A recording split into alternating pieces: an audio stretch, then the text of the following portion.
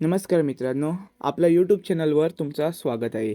तर मित्रांनो, आज जे बाप्पा आहे, त्यांचा जो फेटा आहे आम्हाला ब्लू ग्लिटर कलर करायला हवं.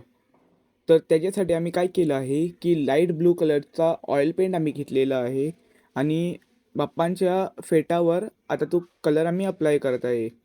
तुम्ही बघू शकतात, हा ब्लू जास्त डार्क नाही व जास्त लाईट पण नाही.